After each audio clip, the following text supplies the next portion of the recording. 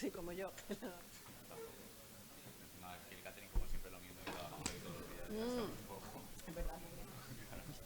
Next, siguiente.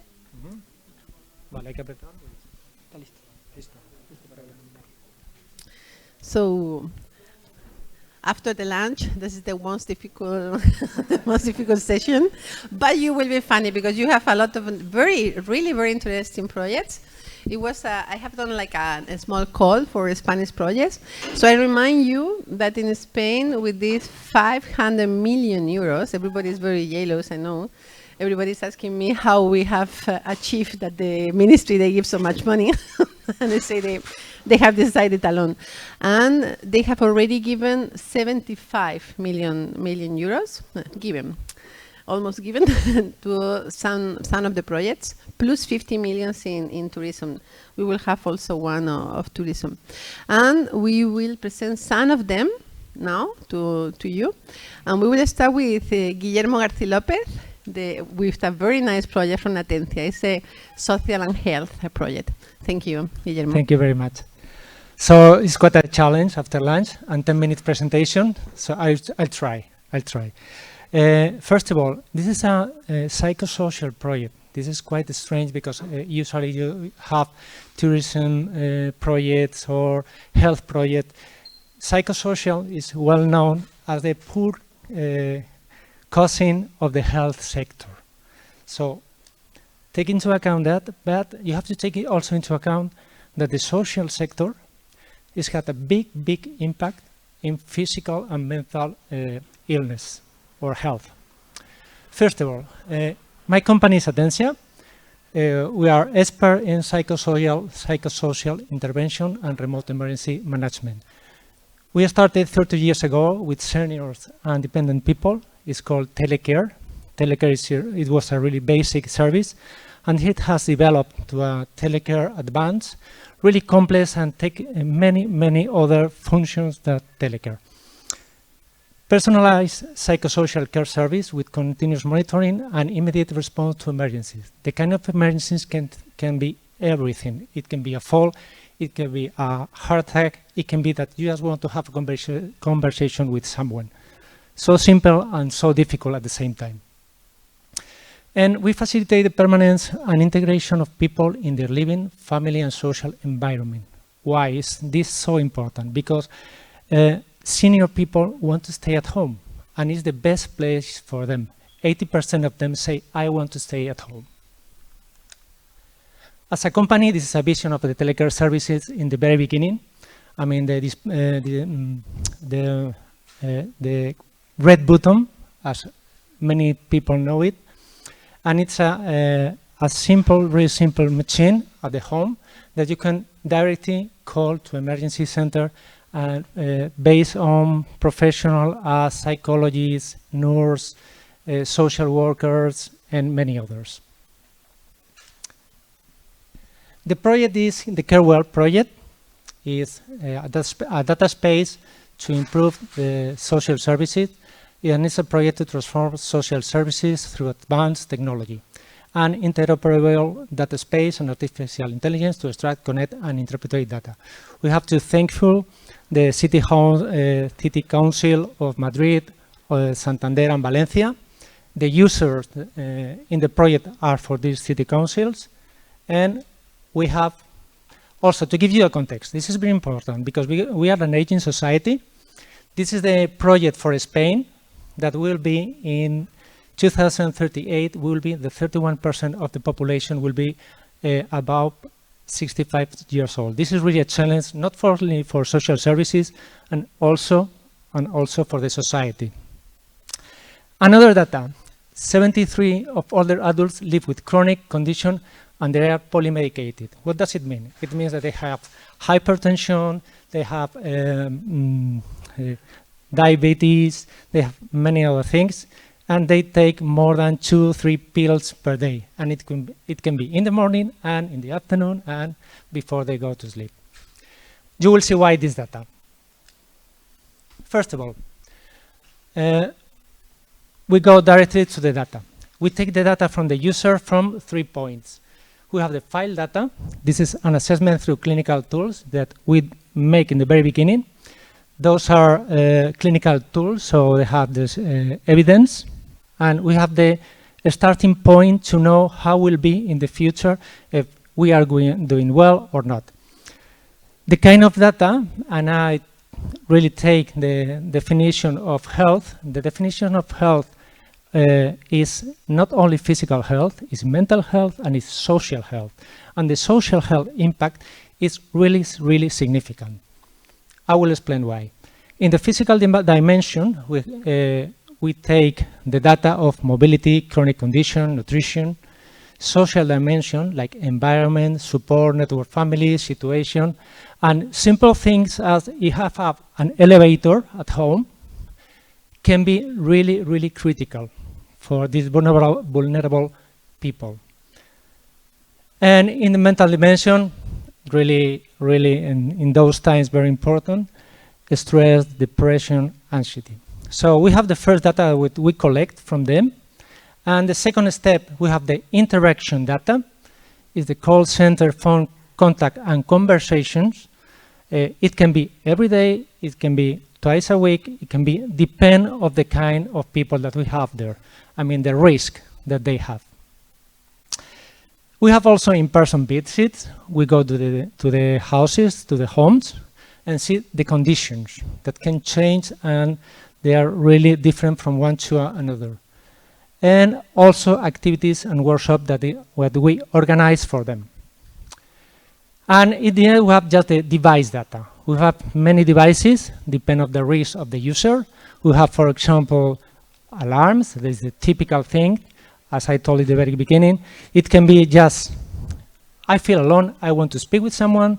It can be, I have a fall, or I have any critical situation. We have door opening sensors, so we can know if the refrigerator is open every day or not, if he's outside the home or not. We have a step counter, so very important for the mobility. Someone that has a lot of mobility, it means something is right with him, it's okay. Also, geolocalization or presence sensor. Is he at home? He's moving in the living room, in the kitchen, he goes to the bathroom or not, whatever. And also the possibility to integrate complementary data sources like energy consumption or hospital morbidity.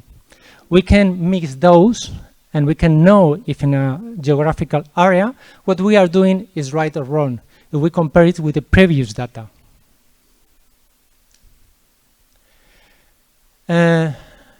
Quantity of data.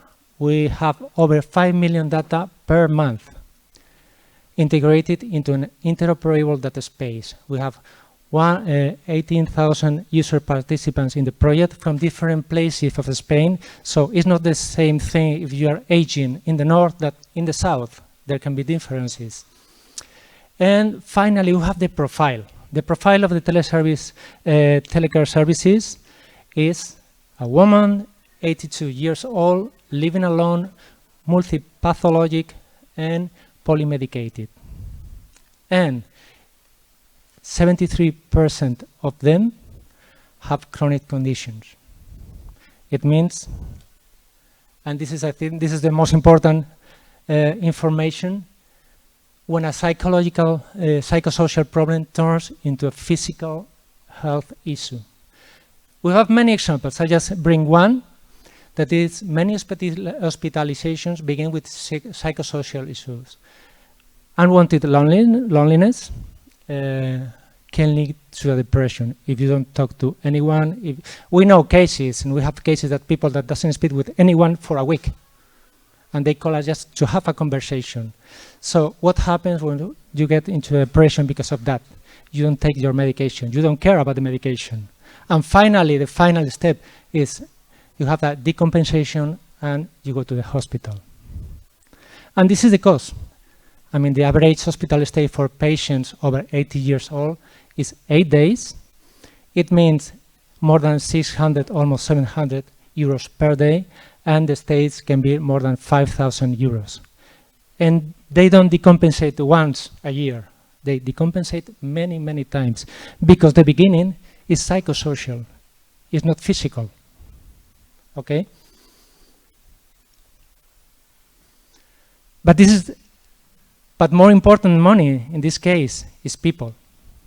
I mean, we have seen figures, but they are just figures. There are many people, unique people there, suffering a lot because of that.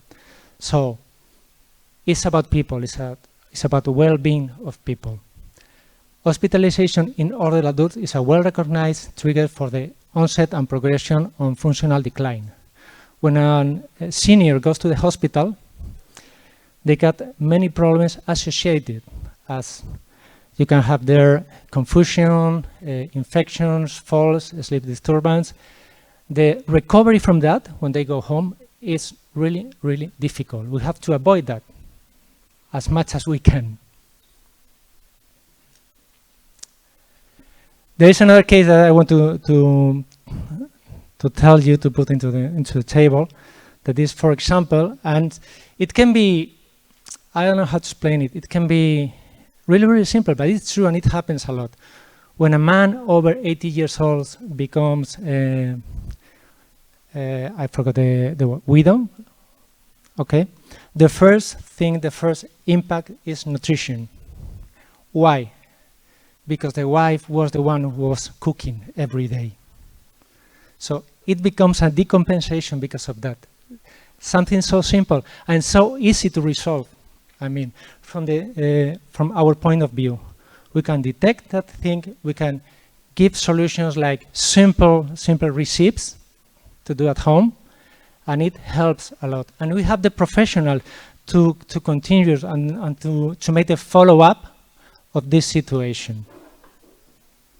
So the final reflection about this is we have many data, and with AI, we can treat them to detect behavioral patterns, identify changes in the daily routines. We can make risk prevention. We can personalize care. I mean, this is also very from the senior segment. The senior segment is in the presentation, is the most diverse segment in society, more than teenagers, more than any of them. We can say that each senior is a real case, is a segment itself.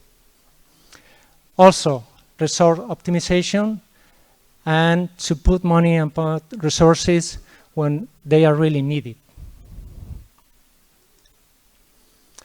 And this also has another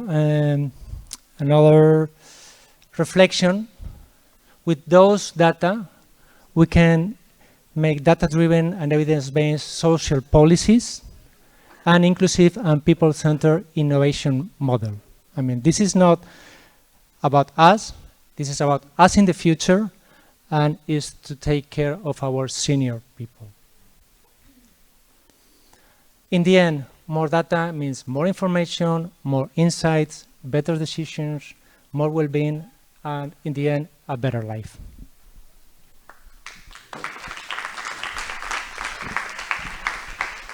Amazing, Guillermo. I don't know about the time. You have touched my hair. So my father was living alone and taking 9 pills per day. I mean, everybody is needing that. I don't know, maybe you don't know, but Spain is one of the oldest countries in the world, because the hope of life is very good. That is a good news. So thank you, Guillermo, for the project. Thank you for both, for the presentation and for the meaning of this presentation. And now the second one is a totally different field. Is the field of manufacturing. We are in a good place. The next one.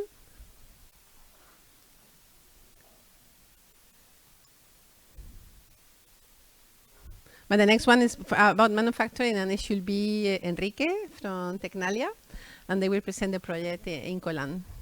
It will come. I know, they have changed the tour. You have changed, bueno, era otra, pero bueno, da igual. So we changed. So the next one you will have in online, and then you will have also in paper, is the Indatur, is a project, one of the projects that for the Última Milla call. and we will see how it's going. This I am very, very excited to see how it's going. Thank you, Paki.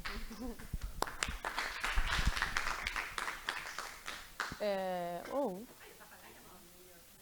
No, this is not mine. So what do we do? Because this is not my presentation. They change it again. The previous one?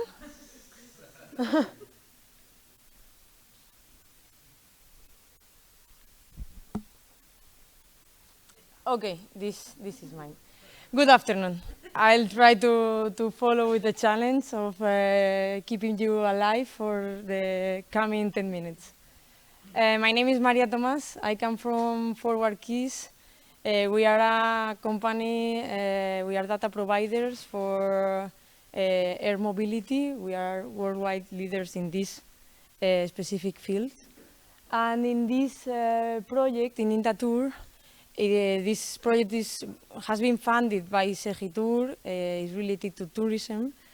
And the objective for us was, okay, we want to promote data spaces and technology around data spaces, but the truth is that the tourism companies are a bit far away of this type of ecosystem, not only because they don't really understand what does it mean, because this is a process for everybody, but because of the type of companies, they are starting different levels of digitalization, but in general they are starting to use the data that they have.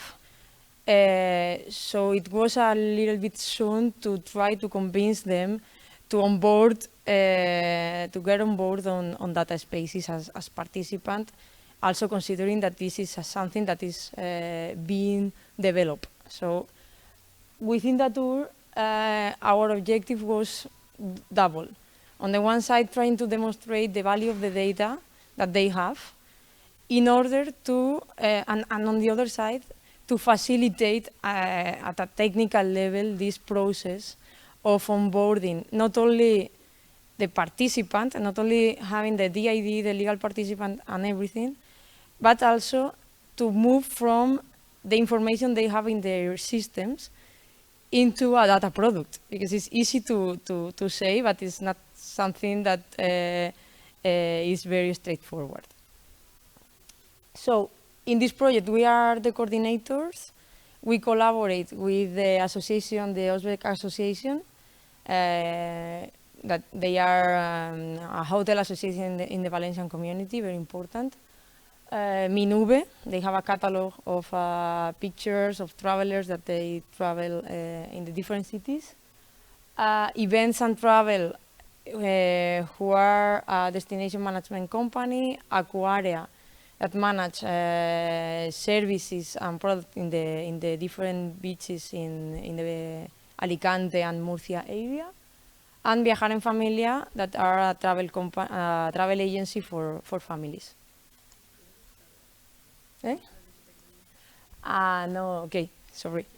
We collaborate also with, at the technical level, we collaborate with TECNALIA, with Tidy, and with DeepSense as a subcontractor, and it's very important, thank you, Paki, because we are also a technical provider, but it was impossible to develop all the technology that we need in the time that we need to develop because of the timeline of the project without the support of the technical companies and R&D organizations.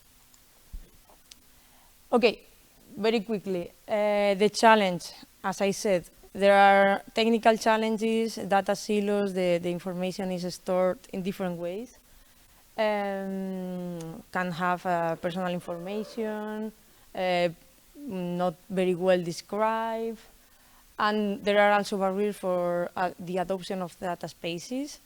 It can be related to the lack of a clear use case. Okay, why do I need to share my data?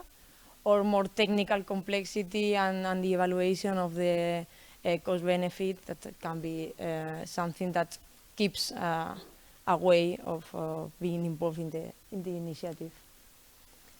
For that, we have we are developing, we are in the last part of the development of the main technical solution of the project, which is the Indatur Smart Assistant, where we have tried to facilitate this process.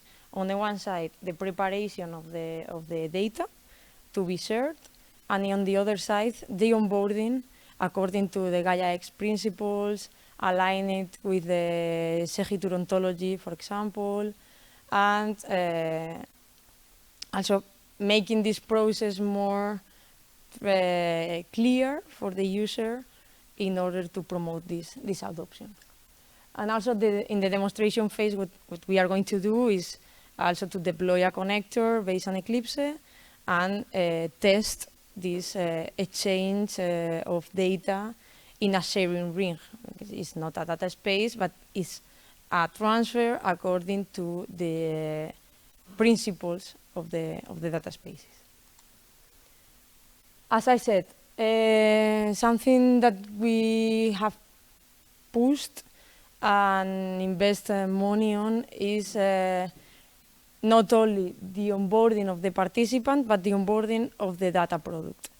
We have in the Indatur wizard, there is a lot of investigation on how with AI models can we receive any type of data report, data set, or whatever is the output of a system in order to, in an interactive way with the user, trying to clarify the data set, to improve the quality of the data set, to improve the structure in which is organized, remove columns if they have private data or they have data that sounds that is wrong for any reason. So we try to improve the quality of the dataset and at the same time describe it, because we with the question and answer that we do with the user, also the system understand what is the use of the data, the name they put to the columns, what does it mean, for what, because when we use data for our own processes, maybe we call it X to 5, and this is the country of the visitor.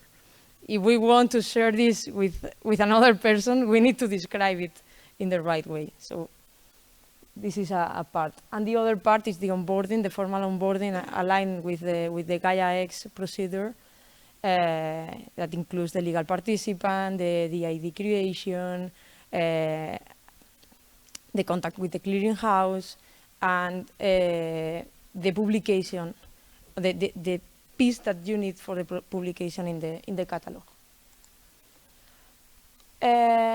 In the sharing model, we also know and recognize when I started to define the project that it was very difficult taking into account the moment, the level of development of the components that they need, the company needs to deploy a connector or whatever, because at this moment it's complicated. It's not something that you press a button and that's it.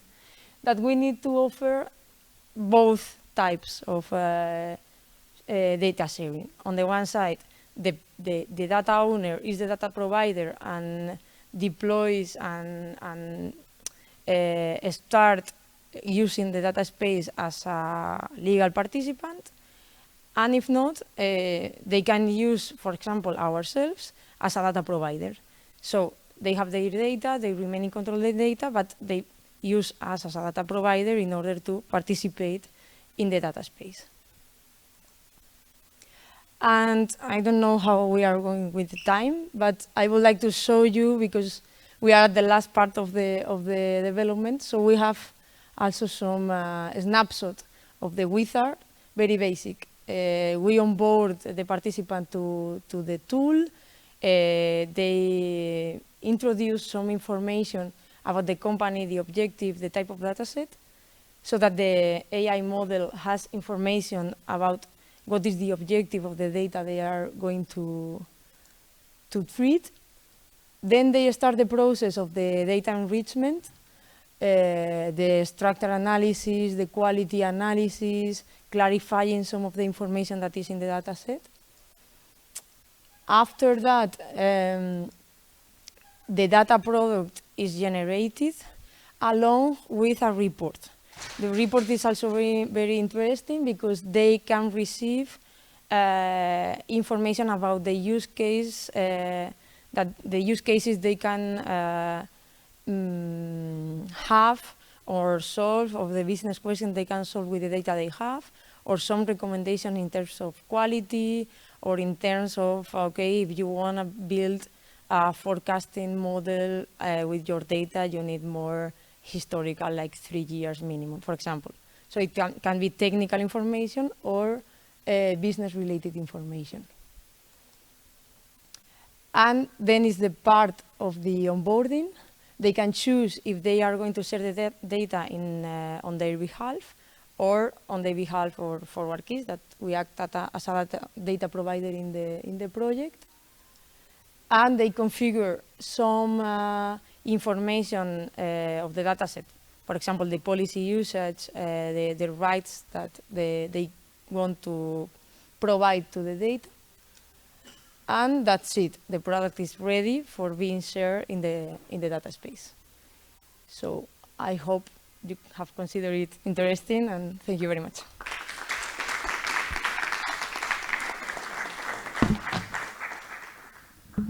Thank you, Maria. You have now the possibility to support people to go inside and to have a very good onboarding. That is very important for the people from another countries as us. And we are doing a lot of tools in Spain because we have so many data spaces. We will have around 150 small data spaces that we will need this type of tools to support people to go to the data spaces. The next one I hope is the one of Enrique. Now can you put it? I'm a little bit curious about the name. Why is the Indatur? Because I come from Almeria, and in Almeria everything is called Inda something because the Indalo is. Okay. It's not so. You can take one because they have already publicity and everything for the data space. Okay, and now we have what we have spoken before about construction and manufacturing data space from TECNALIA in Inkolan. Thank you, Enrique. Thank you, Becky. Thanks. Okay, I will explain this use case. Well, I already just explained a little bit in the summit in Spain. And I will also introduce some interesting facts that happens during the time, because due to these projects, there has been some evolutions even in the Eclipse data connectors. So that's interesting thing. So I will just go very fast. This is especially why data is needed for the smart cities, and also in our case, why the data which is underground, it's important just to be considered when you are deploying a city. That is also in some cases also together with information that is coming from sensors, so you can have a clear view of the infrastructure of your city. So that in this case we done a little bit different from most of the data spaces that probably you are seeing today, is that we didn't start from the bottom, we started from the top. So we started with a company that they have already a business case. And this is the company Inkolan, and his business in fact is to provide on what you see here on my right side is the providers, and they have all the utilities. They provide all the different maps that they in the cities where they have all the cables, all the tubes, so that they know when you need just to dig, if there is going to be a cable from a telecom company, if there's going to be a tube for water supply or power supply, wherever. This information is provided by, mainly for the town halls and also for the companies that they would like just to bring a civil work. And with the platform, and they just download it, they pay for this data. And this company, Inkolan, is responsible that the data is accurate, because, for example, if someone is just like here in Madrid, that happens last year, if someone is just going to go like trying just to make a wall there, and for whatever reasons they just impact on one of these critical infrastructures. In this case, it was a gas pipe. They have a lot of impact in the city. In fact, and it also has legal consequences. Okay, so that's then some of the things that happens is that they need to find out what was the responsible for providing that information that was not accurate. In this case, because Inkolan could just justify that the information it was not coming from them, they managed just to skip the legal court. If they have found that the information was provided by Inkolan, they have to have a lot of penalty. So yes, moving from what they have in something that is related with data spaces is not only because it's going to bring them more money, it's because they were going to skip to pay money for any risks that they may have for not just getting the information which is updated. So the other thing that also that they wanted is that they didn't want just to change the way they were doing, the way they were managing data. So we need just like we were saying before, you have a house, you keep the outside of the hand, but you change completely the interior. So that's what we have done here. We have the users. The users will access to the information almost in the same way. The producers, they will also try to provide information almost in the way that they are used to. And the governance, it will also be provided by Inkolan using accessions to the way that they were requesting data in the same way, while everything which was behind has been completely changed. Now we are using data space technology. Now we are able just to track every transaction. Now Inkolan is able just to, when there is an audit, to say who is transferring who from who to whom and what, and at what day. Okay. So that's a little bit with this is a little bit we use EDC connectors, and we use the technology coming from with the help from our colleagues from Butex. We have Roy here, so you can also ask Roy for more details if you like to, because we really need something that it was in productions right away.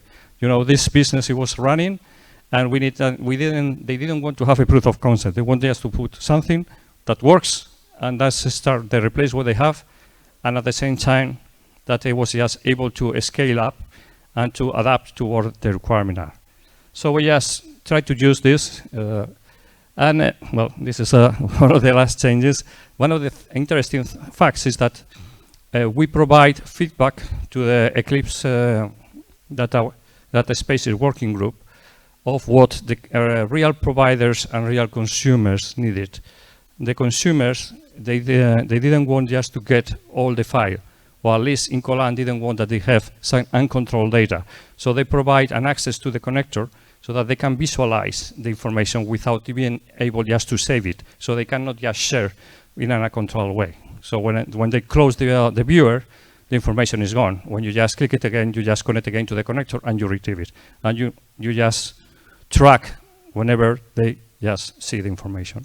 On the other side, we have the providers. The providers, they usually use the traditional services like FTP.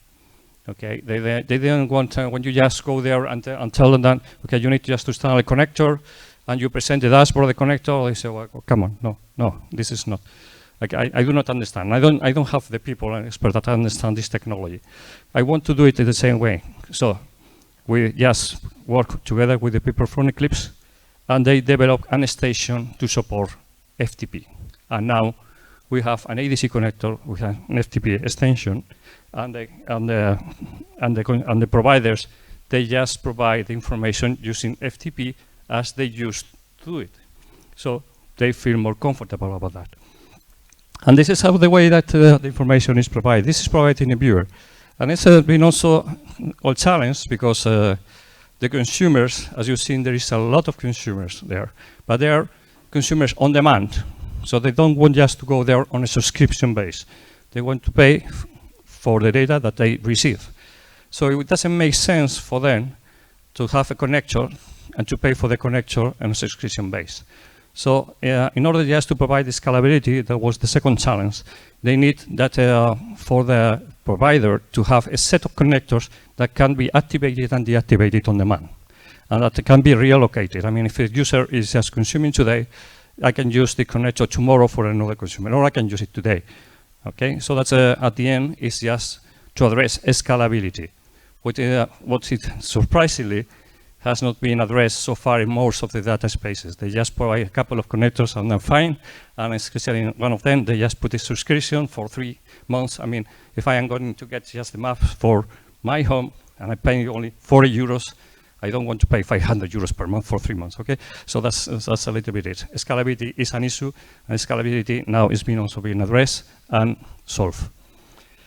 So that's, and that's finally, that's the dashboard for the audits to present information to the when there is a problem, to show that you have complied with the rules and who is the one that provided in case the information, not updated information, who is the one and who is the one that has to be audited or taken to court in case there is problem.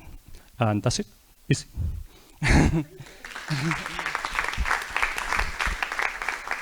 Thank you, Enrique, and also for the so good travel, good chance to take the flight.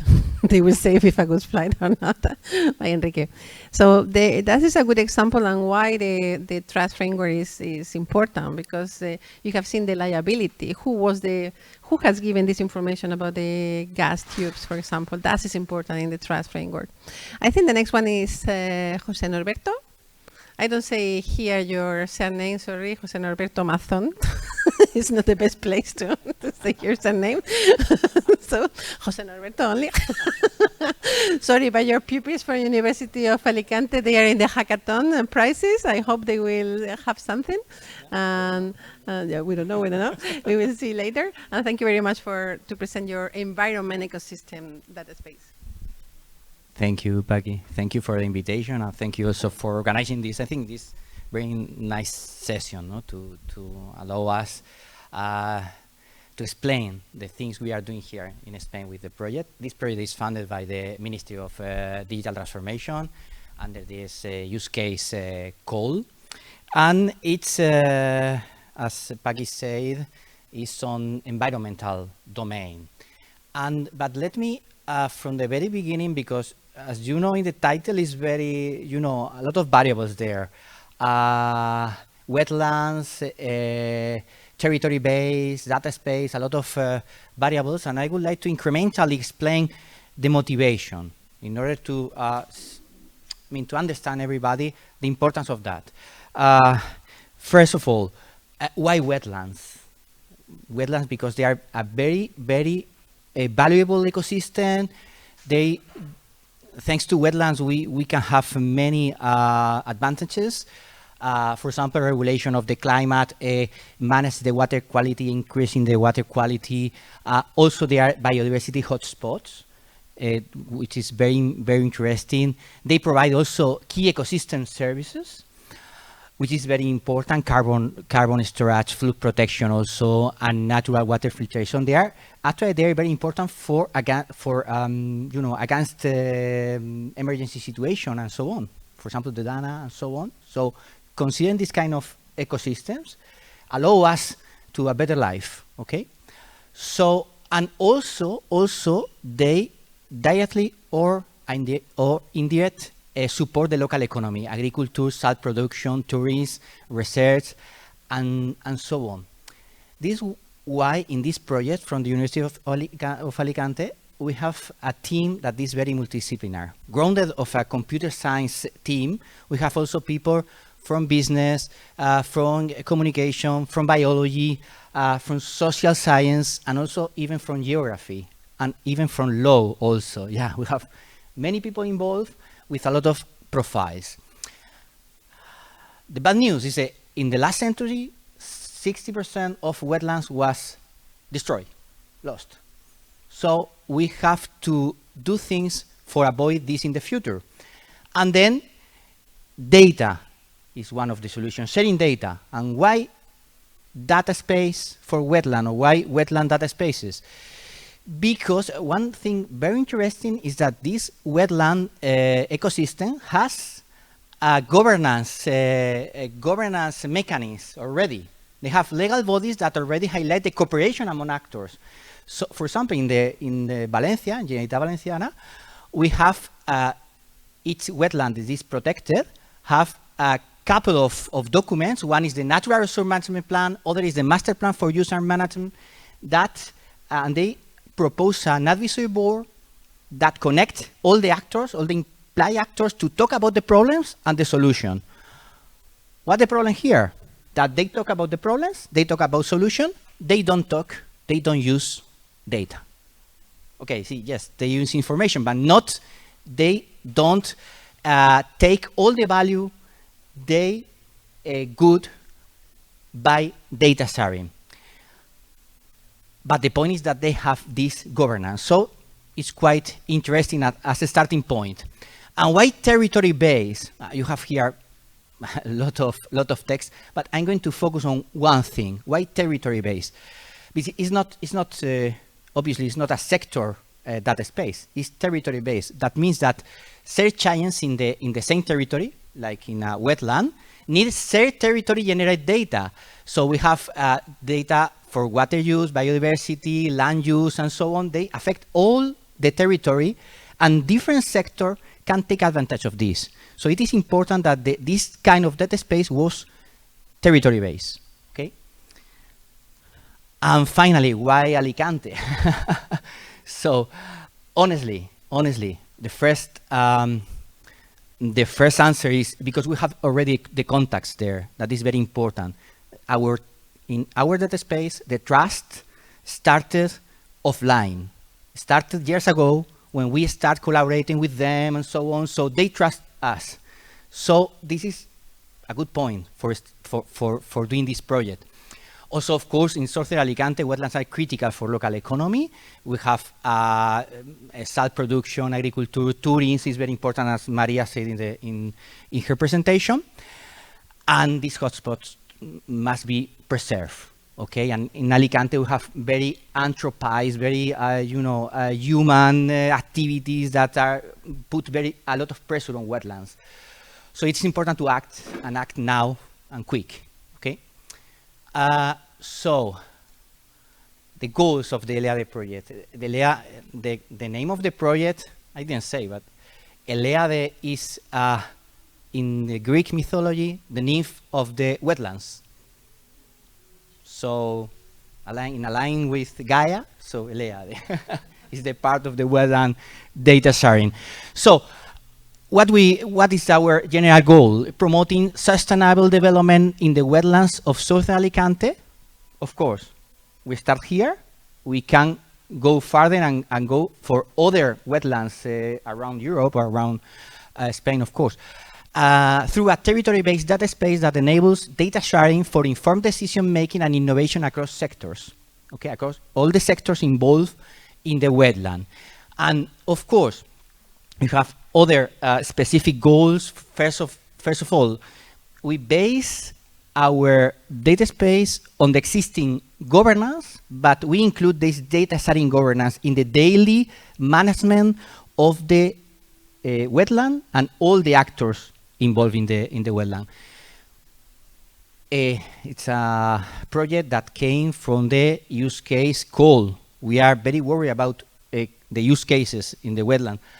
And we are also doing a co-creation process of use cases. We had an initial, later on I'm going to say, we had an initial set of use cases, but then we are working with all the actors to refine this and get all the important use cases for the territory. Of course, we put the focus on transforming and have fair data from wetlands, also developing service for data analysis and to be used by every actor there.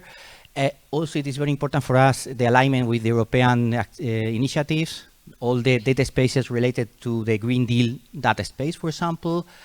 And also, as we are a university, we have there in our DNA, we try to improve the awareness of this kind of system in education in this kind of data sharing for environment. It's important for us. Initial use case, briefly. At the beginning, we have, first of all, predicting the overexploitation of resources, also very important managing of the water levels fluctuation that are very important in a wetland because, for example, a lot of species, a lot of birds, for example, in the nidification, depend on the level of the water, But also, for example, the salt industry. The salt is a mine. I mean, it's really a wetland like a mine, and they need to increase or decrease the level of the water, but it is not. I mean, it must not do by themselves. They must share data to know until what extent I can increase or decrease the level depending on other factors. For example, biodiversity, but also tourism. So it is very important. Now, they do more or less by phone. What about that? Okay. And then could be a mess, really. But not insist, not only for biodiversity, but also, for example, for activities like tourism. You go to a wetland to watch the flamingos, for example, there. So what happens if they are not there? So I'm not a happy tourist then. So also supporting claims for insurance companies is very interesting also because we are integrating weather data, but not only weather data for the national IMET, but other actors there, associations that have a lot of weather stations that we are integrated, that a lot of insurance companies call them to know about the weather. Why? Because at the national level, there are a network of weather stations, but they are not enough. I mean, surprisingly, they are not enough. I mean, for example, in one of the wetlands I know well, this is Torrevieja, the nearest weather station is 15 kilometers. So perhaps in Torrevieja is raining a lot, and 15 kilometers, we have sunny day. So insurance companies need this data, and we are trying to manage this use case also. Okay, and last but not least, also we are a university. We are also considering one use case from research data that is also important. Not only research data for researchers, but research data for companies, and also perhaps company data for researchers. So it's also, honestly, I think it's a good also use case.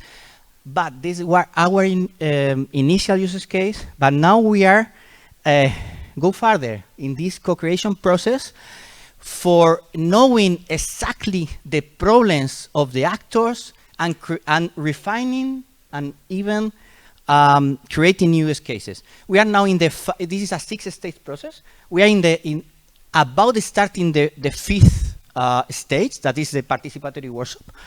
But we did a stakeholder mapping, interviews, we did a lot of interviews, also qualitative analysis with one software atlas, also analysis of the network of problems and solution, and data here, this one innovative approach that we use, considering data also.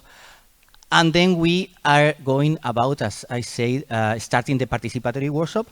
We found 3+1 workshop domain. One is water management, the other is biodiversity, the other is tourism, and the last one, we are considering a last workshop about data.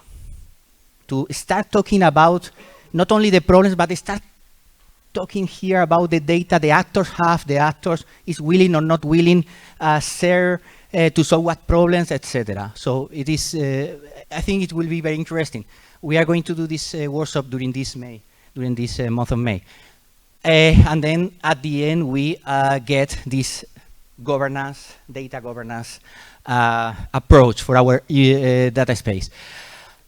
Technologically speaking, we are developing, I mean, because the use case and also the technical aspect, we are at this point working in parallel. And honestly, this is evolving weekly. This is evolving. This is our snapshot now. And the thing we are working a lot is in the data catalog.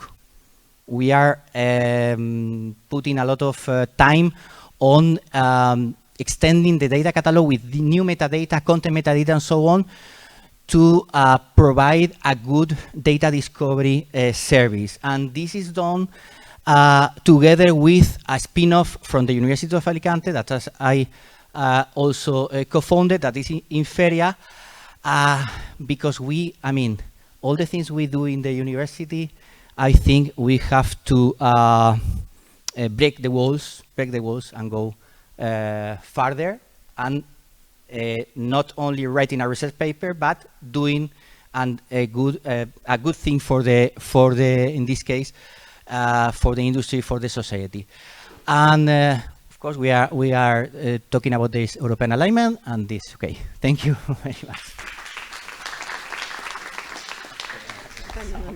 Thank you very much, José Norberto. It really is an amazing and exciting project. There is something similar doing by the University of Murcia with the Mar Menor, with the small sea. That is very, very interesting. Maybe you can go to the Salinas de Cabo de Gata. Also, you can continue to go to going to the south. And the final presentation of this conference, the last but not least, of course, will be Navarra, Gobierno de Navarra. That is one of the members of Gaia-X Spain, and they will explain what the Gobierno de Navarra is doing. I am always jealous with Navarra because you have so many things doing there, especially in health. That is your strong point. And here's Esther Delgado from Gobierno de Navarra. Thank you, Paqui. And well, yeah, this is mine. Thank you for the invitation, of course, to have us talk about all the initiatives, data related and data spaces related.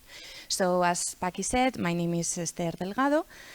I'm the project manager of the DataHub Navarra group at Tracasa Instrumental, which is a public company from Gobierno de Navarra, but and that we work very close for and with the Data Office of Navarra. And I'm here not with Tracasa's hat, but more with the Data Office in order to let you know what's going on. Okay, so for a bit of a context here, we are talking about initiatives that were in the frame of Navarra's 230 agenda. And we start with two crucial events that are the Gobierno de Navarra joining Gaia-X Spain Association. Now I know that I have to differentiate. And in the same year, 2022, the Data Office of Navarra was created. As I say, the Data Office of Navarra leans on Tracasa Instrumental to carry on many data-related initiatives, and more specifically, with the creation of the DataHub Navarra, we will be able to work on many of these. And the most, the highlight that we have so far, the highlights we have so far is the creation of the Navarra Data Marketplace, and that and the project we are starting now of Navarra Data Space. Okay, all of these, of course, I'm sorry, it's not.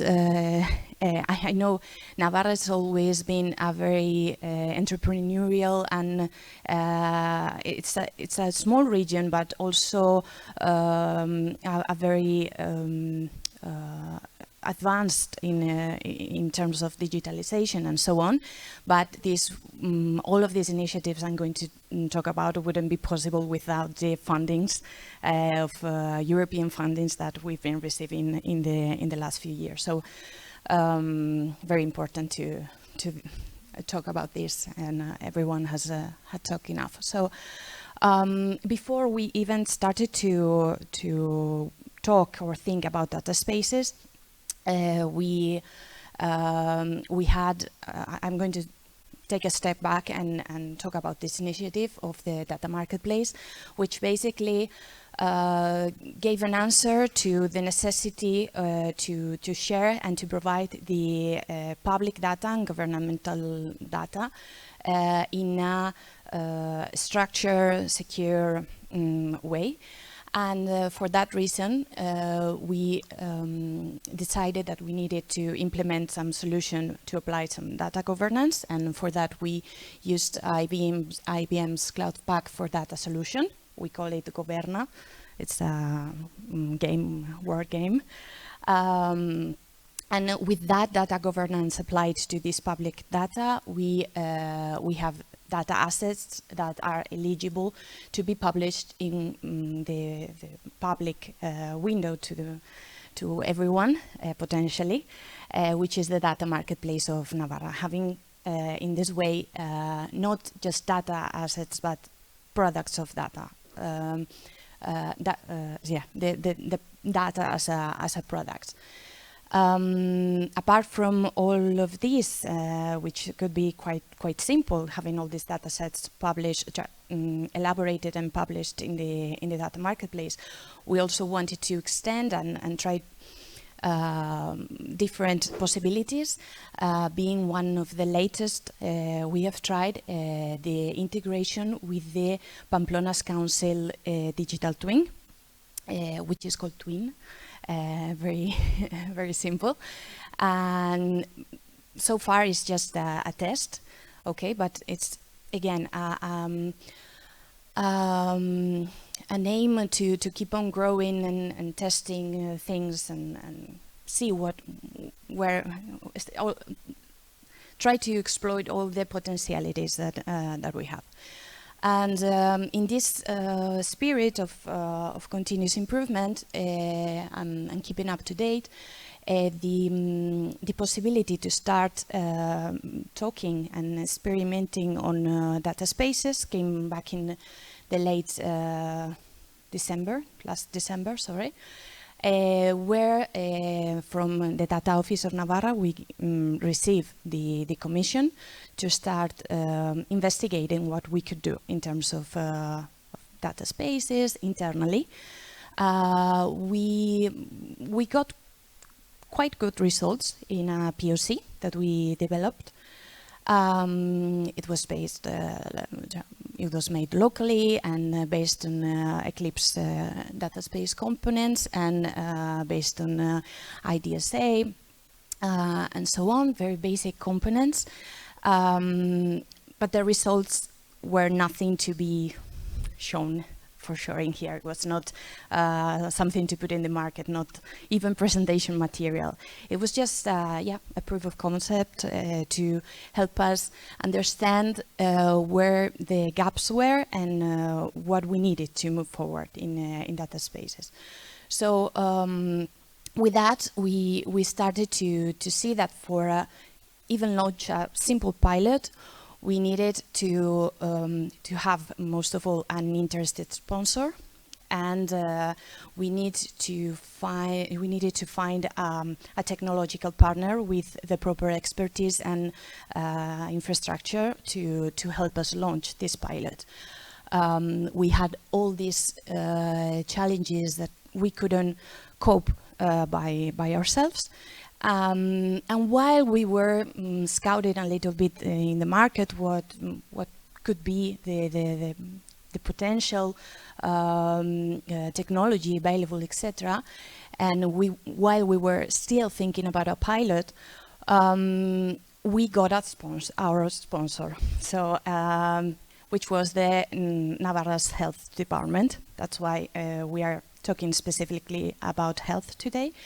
With a very big project, a lot of use cases in mind, lot of money, and we thought, okay, maybe we can think bigger, go bigger, go big, go home, and why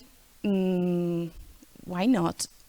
We stopped calling this a pilot and we call it the Espacio de Datos of Navarra, ETNA, okay? We did it, and this is what we are working nowadays, but this is the most I can show you about ETNA. Why so? I don't even have a logo for you to show you. It's because we are in the middle of a tender resolution. I think it's going to be resolved in the next few days, weeks. I hope so, not, but days. And yeah, it will have the node of the specific node of health. What I can tell you by words is just that, of course, well, it's going to be on-premise, and it's going to be, of course, aligned with all the European standards, and it needs to guarantee that the access, the interoperability that we so have spoke about this in these days. It must guarantee security in this change. It must guarantee that we can extract value from data.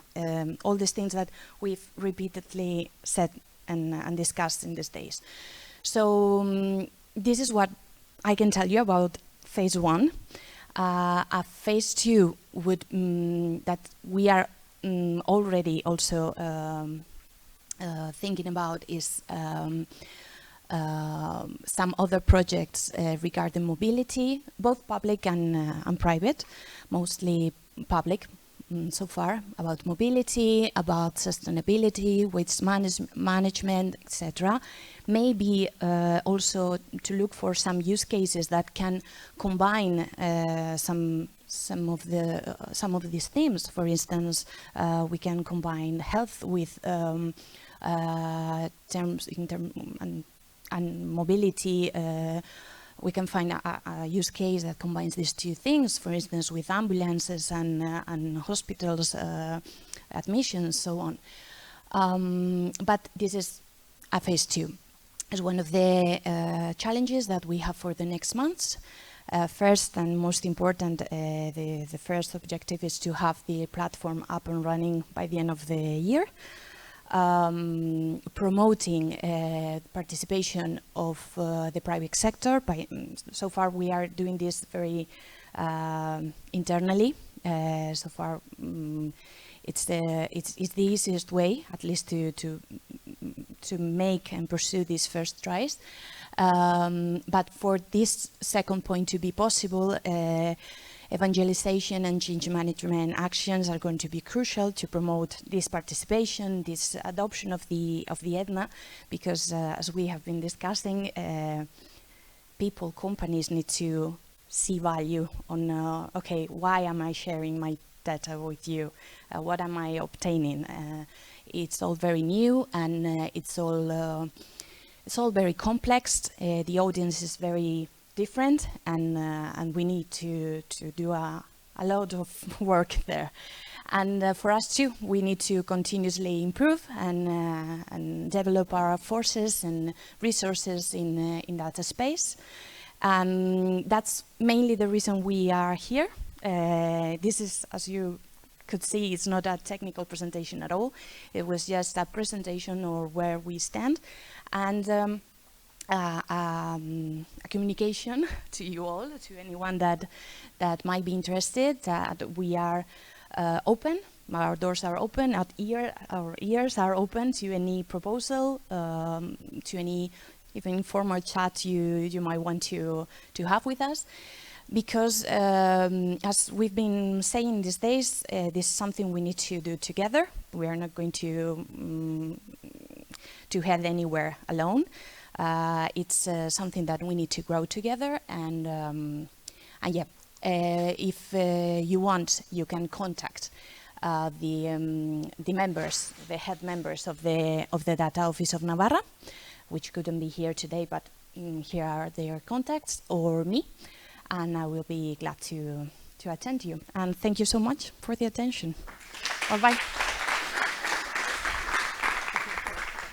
Thank you very much, Esther. I am sure you will be good. We can support you in all the promotion for all of you. All the promotion you want to do, of course, the Asociación Gaia-X Spain will support you. And you can also use, I remind you, the data space kit, that it will be ready, I hope, by the end of June or something like that. But you will, not you, Maria. Tourism is not using the data space, but maybe you can say mobility or whatever. we will need to see about. Don't record that. Okay, and now we need to finish here. Esther was the last presentation of the whole conference. So thank you very much to all of you. And now, don't go. We go to the upstairs to see the plenary closing session. Okay. So we see you. So we go now to see the closing session. you.